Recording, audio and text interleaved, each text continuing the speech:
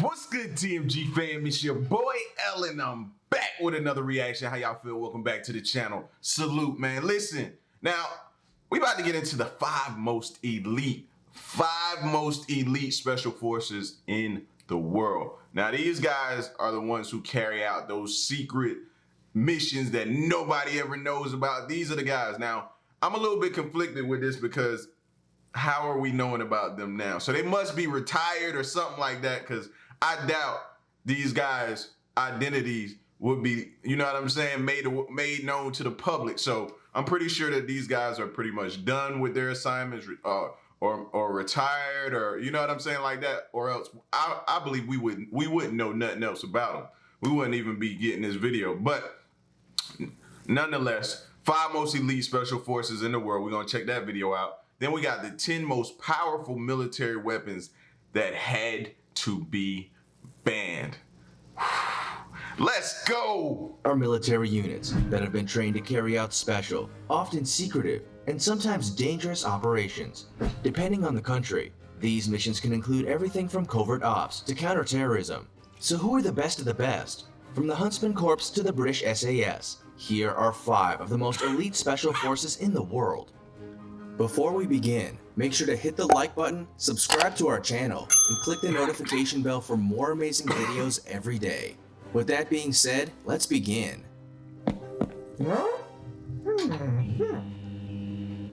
Number 5. Huntsman Corps, Danish Special Forces. The Huntsman Corps, also known as the Jaeger Corps, is a Royal Danish Army Special Forces unit from Aalborg Air Base. If you want to be one of the best, then this Special Forces unit is the one you'd want to be part of. It was first formed in 1785 as the Hunter Corps of Zealand, but underwent several name changes over the years. It became the Huntsman Corps in 1961 and has trained over 350 soldiers between 1961 and 2009. Even though it has been around for hundreds of years, it wasn't until 1995 that elite trained soldiers were deployed on their first mission. It was time to put their training and hard work to the test. A 6-man team, Task Force K-Bar, was sent on a counter-sniper reconnaissance mission to Sarajevo in Bosnia. For their efforts as part of a joint special forces group in Afghanistan, the Huntsman Corps received the Presidential Unit Citation in 2004. If you think you've clocked up enough hours on your gaming console to fancy yourself a special forces expert, then think again. You would be amazed at what it takes to actually become involved in an elite special forces team, such as the Huntsman Corps. You must be both physically and mentally fit. The first stage covers 5 days of learning what you must get better at, such as swimming and orienteering. You then move on to training and evaluation, followed by an 8-week patrol course. If you manage to excel in this grueling training course... You heard what he said, right? If you manage to excel, that means a lot more people have failed than passed, bro. If you manage to excel, you can imagine probably what they put you through. You know what I'm saying? It's probably gruesome. It's probably exhausting. It's probably like to the near brink of death almost, probably. Course. You then move on to the aspirant course, which is all about learning and pushing your physical limitations. Those who master the aspirant course will then complete 2 weeks of parachuting and 2 weeks of combat swimming. Today, the Huntsman Corps consists of 150 soldiers with experience in parachuting, infiltration, sabotage, counterterrorism, surveillance, demolitions, and more. They model much of their programs on those of the British SAS, and often train with both them and US Navy SEALs. Number 4. Indian Marcos. While you may not have heard of the Indian Marcos, that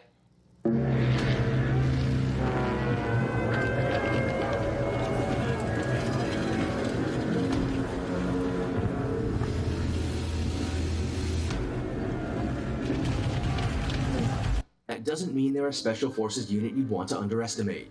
The Indian Marcos, also known as Marine Commandos, or Marcos, is a special operations unit that works as part of a Tri-Series Armed Forces Special Operations Division. Marcos has been around since the late 1980s and can undertake all manner of missions, be it on the sea, on the land, or in the sky. However, they specialize in maritime operations. Marcos has around 2,000 personnel, but accurate numbers are classified information. What you can know, however, is that training is so strict that pre-training applicant selection excludes up to 80% of applications and selected personnel within 3 days. Anyone considered for the Marcos has to come from the Indian Navy and must be in their early 20s. The 2-year recruitment process incorporates airborne operations, counterterrorism, anti-piracy, anti-hijacking, combat diving, unconventional warfare training, and more. The first step to joining the Indian Marcos is 3 days of physical fitness testing and an aptitude test. After 80% of applications are screened out, the remaining 20% will go through what's referred to as Hell's Week, which is not dissimilar to what the US Navy SEALs do for their recruits. From sleep deprivation to physical exercise, Marcos leaves no stone unturned in ensuring they choose the best people for the job. Only around 2% of applicants will make it past this point. The entire training process can take around 3 years, with everything from weaponry to warfare, intelligence, anti-terrorism, commando skills, and skydiving covered in the program. The dropout rate is around 90%, and those who make it through to becoming part of this elite Special Forces unit will well and truly deserve to be there. After Oh, out of 10 people, 9 ain't making it. They got a 90% dropout rate, which is understandable because you want the best of the best to be carrying out these missions. You don't want no mistakes, no hiccups. You want to know that you got the very top of the top, creme de la creme. So yeah, man, I imagine it's a very strenuous process to say the least, bro. To say the least, man. But imagine if you was like married to somebody that you didn't even know was you know what I'm saying, in one of these special forces, and you find out later. Does that change our relationship? It would mine. After all, who would go through all that and not be capable of protecting their country? In 2017, they rescued an Indian bulk carrier ship from pirates in the Gulf of Aden. Marcos has also been known to fight alongside the Indian Army, such as during the 1999 Kargil War. Number 3. J.W. Grom. J.W. Grom, which is named in honor of the Home Army and Silent Unseen from World War II, is a premier Special Forces unit from Poland. Such is their accuracy, precision, and skill set that soldiers within J.W. Grom are often referred to as the Surgeons. They boast surgical abilities. How about that name? How about that name to have the nickname we the Surgeons? We gonna come through it. That's crazy. Hey man, I want to join the Surgeons. Extensive medical training, and are even modeled on NATO Tier 1 units, such as Delta Force from the United States. It won't take you long to realize why J.W. Grom appears on the list of the 5 most elite special forces in the world. They are a group of highly trained soldiers who are ready for almost anything. They were established in 1990 and have been deployed in anti-terrorist operations, unconventional warfare, special services, and enemy line force. In 2002, a 40-man team from J.W. Grom was deployed for Afghanistan for the 2003 invasion of Iraq. While they were integral to this operation, they weren't on their own. J.W. Grom formed part of the Naval Special Operations Task Group, which included U.S. Navy SEALs, U.S. PSYOPs, Civil Affairs teams, and the British Royal Marines. During this operation, Grom was tasked with assaulting the KAOT oil terminals. During this operation, there were no casualties, and explosives that were found were taken care of by Grom. A Grom sniper has also been involved in a close target reconnaissance operation with Det 1, while U.S. Navy SEAL Chris Kyle was assigned to J.W. Grom for 1 week in Baghdad as well. The training process to join this elite Special Forces unit is rigorous, and those soldiers who go through it do so with the best groups in the world. Psychological, physical, and durability tests all make up part of the initial testing stage to filter out those who don't make the cut. Those who do can move on to disciplines such as sniping, parachuting, anti-terrorism, and other special operations. Around 75% of those in Grom are trained paramedics or medics, and all soldiers also train to capture and kill. Number 2. Yo, it just make you feel a little bit better, don't it? You know what I mean? Just to know that you got that backup out there. You don't know where they are. You don't know when they when they're being deployed, but you at least got some type of, you know what I'm saying, last ditch effort or last hope with these guys coming. You know what I'm saying, to save you or help you or whatever, and make you feel a little bit better. British SAS. It's of no wonder to anyone why the British Special Air Service appears on the list of the most elite forces in the world. Most of the Special Forces units around the world base their military model on that of the SAS, and even the US Delta Force unit founder spent time with the unit. The British SAS was founded in 1941 and became a corps in 1950. Their primary focus is on reconnaissance, counterterrorism, hostage rescues, and direct action. Due to the sensitivity of what they do, this Special Forces unit is highly classified. There is limited information on what they actually do. What we can tell you, however, is that the SAS is made up of a regular and 2 reserve units with around 400 to 600 soldiers. There are 4 squadrons with 65 men in each, a major, and 4 troops commanded by captains. Each troop has typically around 16 men, with these separated into patrols of 4 men. In each patrol, each of the 4 men has a specialized skill. They might be a medic, in charge of demolition, or something else equally as important and essential for special operations. The British SAS never recruit from the general public, and the training program is intense. The only Hell yes, we're gonna take your AR-15, your AK-47. I certainly hope so. We have the NRA on the ropes. We can take the most dangerous weapons from the most dangerous people. High-capacity magazines and anything resembling for an AR-15 or an AK-47. The only way to get into this Special Forces unit is by applying from the UK Armed Forces. Most candidates often have an airborne or commando background. During the twice-yearly selections, 200 candidates undergo a fitness test, with cross-country running against the clock, a 40-mile march, a 20-hour scale, and a... I gotta rub my legs after that one. 40 miles. 40 miles. Fam, I gotta hear that again just to make sure I heard him correctly. I think he said 40 miles. I'm out. With cross-country running against the clock, a 40-mile march, a 20-hour scale, and ascending of the tallest peak in South Wales, Pen y Fan. Candidates must also take part in combat survival exercises, battle plans, foreign weapons, a 4-mile run in 30 minutes, a 2-mile swim in under 90 minutes, and jungle phases in one of 3 areas. Finally, they must undertake a week-long escape and evasion exercise. During this exercise, the candidates form patrols and spend the next 36 hours in grueling conditions. Out of the 200 candidates who start, only around 20% will manage to scale and ascend Pen y Fan in the required time frame. After the escape and evasion exercise, about 30 men will remain. Those who make it through will be able to transfer to an operational squadron. For as long as the British SAS has been in existence, only men have been able to join. However, 2018 marked a recruitment policy change, and the first woman, a mother, applied for the 6-month selection course in May 2019. While she remains anonymous, she is thought to be experienced in covert operations in Afghanistan and had worked alongside the SAS before. That's what's The up. British SAS is a highly elite special force that has gained respect and honor around the world. Due to not only their engagement, they have been awarded several battle honors dating back to 1944. Number 1. Navy SEALs. At number 1 is the United States Navy, Sea, Yeah! Air, and Land, SEAL teams. The Navy SEALs is the United States Navy's primary special operations force and part of the Naval Special Warfare Command. John F. Kennedy created the SEALs in 1962, and they are often noted as being the cream of the crop. The SEALs carry out special operations in all manner of terrains, including the water, jungles, Arctic, mountains, deserts, and your everyday urban environment. There is almost nothing this elite special force can't do. What's more, such as their experience and elite skill set, that the CIA recruit their operators from the SEALs.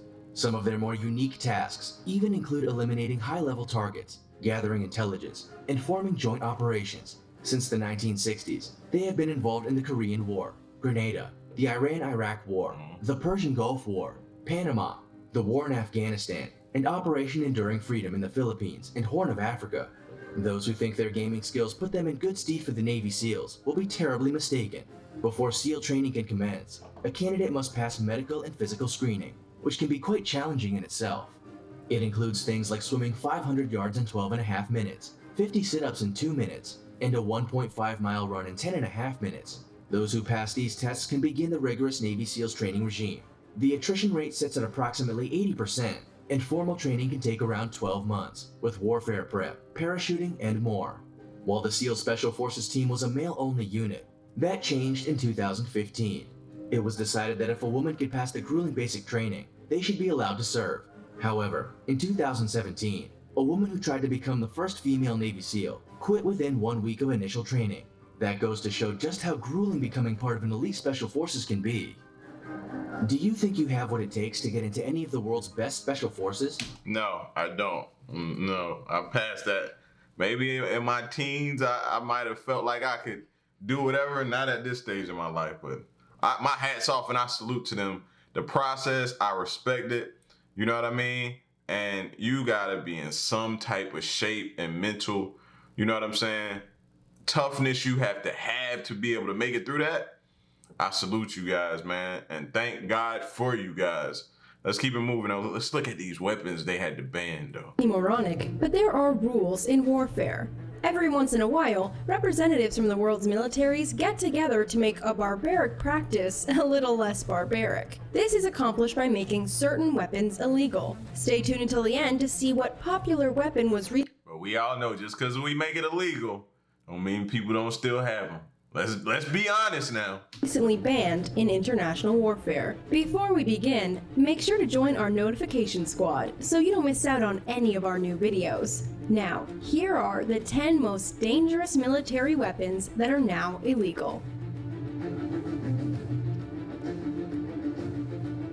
Landmines are concealed explosives that are triggered by only a few pounds of pressure, like the stepping foot of a human, for instance. They're buried in the ground to incapacitate approaching and unsuspecting enemy soldiers. Unfortunately, it's not enemy soldiers who are the typical landmine victims, it's civilians. The hidden bombs can remain live and undetonated for decades, which means that long after the conflicts for which the landmines were used are over, they're still taking lives.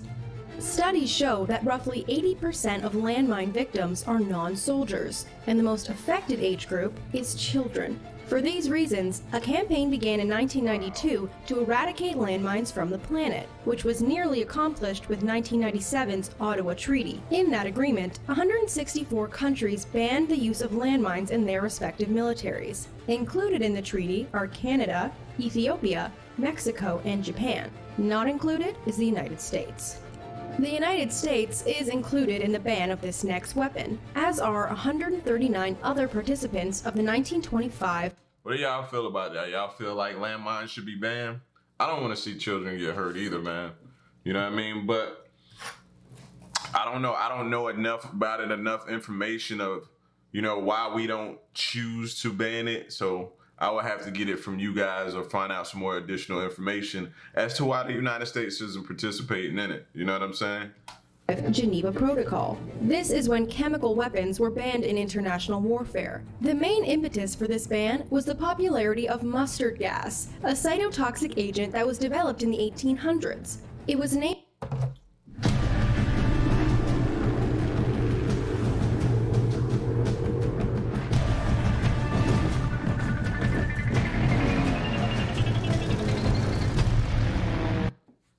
for its yellow-brown color and its smell that is said to resemble the condiment in question. Mustard gas was first used on a large scale in World War I, especially by the German army against Canadian and British soldiers, and caused blisters to form on their skin and inside their lungs. Victims would at best be incapacitated, and at worst experience an agonizing demise. Their lungs would be so blistered that they would literally perish by choking on their own pus.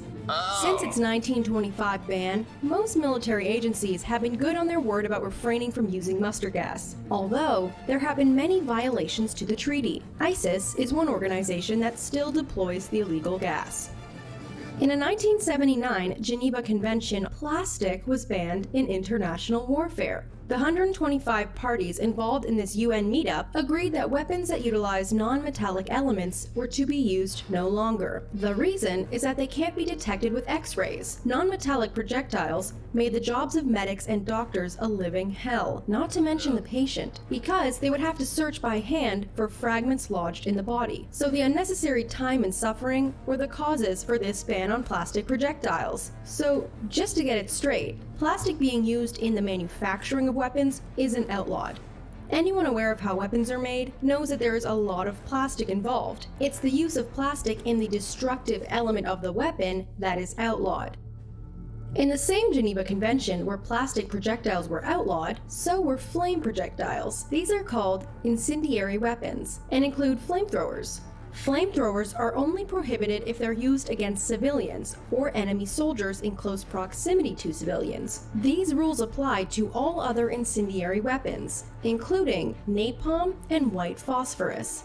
A unique incendiary device developed by the United States military during World War II was the bat bomb.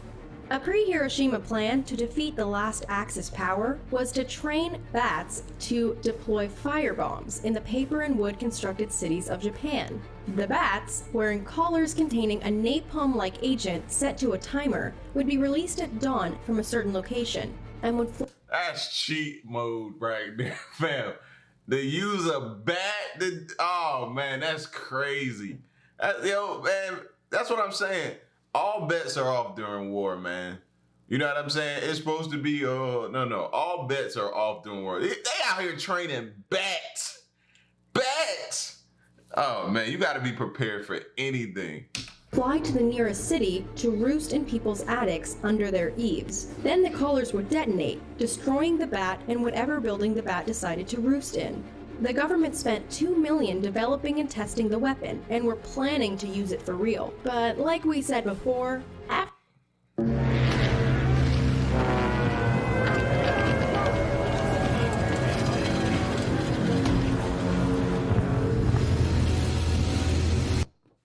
the atomic bombs were dropped, the bats were no longer needed. Lasers are mainstays of military and police forces, mostly for the purpose of aiming weapons, but there have been lasers manufactured for several decades that can cause permanent blindness. However, these have been banned by the United Nations since 1995. There is a very unique clause of the prohibition, however, which states that if the lasers used in battle just happen to cause blindness, this is permissible. Another interesting condition of laser weapons is that they're allowed to cause temporary blindness. This is the function of dazzlers, which use intense radiation to cause flash blindness in enemies to temporarily disable them. You can't claim that the smallpox blankets gifted to the indigenous Americans by the British Army was accidental. This is one of the most famous cases of biological warfare in history, which today would be considered a war crime. The same with the use of any other biological weapon. Such weapons are defined as infectious organisms, like bacteria, viruses, and fungi, used for the purpose of incapacitating or slaying opponents during war. These have been banned since 1975, but were used in abundance in modern history, especially during World War II. The Japanese military was very fond of biological warfare. Soldiers filled wells in Chinese villages with cholera and typhus, and once dropped fleas infected with the bubonic plague on a Chinese city. But the Allies weren't above using biological weapons. They were planning on mass-producing anthrax, brucellosis, and botulism to be— I remember anthrax had me scared to go check the mail for my folks, my parents, man. I was scared to death, man. I didn't want to see no mail. It wasn't like I was receiving any mail anyway, but you know, as a kid, your folks be like, go check the mail. Bring the mail in the house. Not when that anthrax was coming. I was not going. Be used the same way that Japan used fleas. But the war ended before this became a reality. Biological weapons predate the smallpox blankets and were used long before germs were even discovered, like during the Mongol siege of the Crimean city of Kaffa, circa 1346. This next weapon is more esoteric, but it gave South Vietnamese and American soldiers a hard time during the Vietnam War. It was known as the punji stick and was banned in 1980 along with many of the unconventional weapons you've already seen. Punji sticks were simply bamboo stalks sharpened to a point and made into booby traps throughout the dense jungles of Vietnam. Often just a stick protruding out of the ground could be enough to disable an enemy soldier, and consequently the entire battalion, as it would pierce his leg and make him immobile, forcing other soldiers to carry him to safety or for valuable time and resources to be expended to have him airlifted. A more dastardly use of the punji sticks was to place several of them pointing upwards in a trap dug several feet in the ground. The trap would be covered in foliage, so that an unsuspecting soldier would fall into the hole and be impaled by the sticks. Once you were impaled, there was— yeah, bro, did anybody else feel that just looking at it? Just imagine what it would feel like. no hope of escaping on your own, leaving soldiers to perish accompanied by despair and agony. Let's talk about hollow point bullets. These projectiles differ from regular bullets because they expand when they hit a target, creating a larger surface area and a larger wound as they pass through tissue. Therefore, they are far more deadly. For this reason, hollow points and all other expanding bullets were banned in international warfare in 1899. However, they are still legal in many other areas. Hollow points are common among hunters and law enforcement officers due to the fact that they are much more likely to render a target deceased if the situation demands it. There are many ways you can make bullets more deadly, and most of these have been banned. Another bullet accessory is poison. In the Middle Ages, when guns were not really known for their power or accuracy, it was beneficial for soldiers to soak their bullets in toxic substances, so that when their bullet hit a target but didn't cause much damage itself, the complementary poison would be the destructive pinch hitter. If you're wondering what kind of substance soldiers used, it's the same kind that was rubbed over the punji sticks. That's right, feces again. And if they weren't enthused about the idea of using their own feces, soldiers could use corpses. Storing bullets inside the bodies of fallen soldiers would have the same infectious effect for anyone unlucky enough to be hit.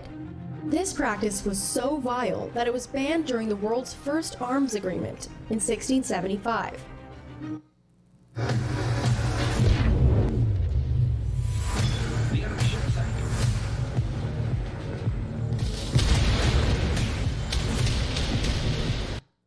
In 2010, an international law was enacted banning the use of cluster bombs. You can probably guess by the name what a cluster bomb is, but we'll explain it just to make sure that things are clear. Instead of a single projectile, cluster bombs are comprised of multiple mini-bombs, a cluster if you will, which act like fireworks when deployed. The hundreds of bombs explode in different locations, allowing for a range and diversity of impact, not matched by any other weapon. But the savagery of such a device is obvious. Hence why 120 countries agreed on the prohibition of the weapons during warfare. Since cluster bombs detonate indiscriminately over a large area, civilians are at a high risk of being unintended targets. This applies long after a bomb is dropped, because those bomblets that never exploded will act like landmines waiting for an innocent person to unknowingly set them off. Suffice it to say, you're not going to get any disagreement from us on the cluster bomb ban. That's all for the Yeah, that's crazy right there. Just, man, and I didn't know so much stuff that we come together on to ban, man, and hold certain sanctions on different things like that, man. That's pretty dope. I had no idea it was like that.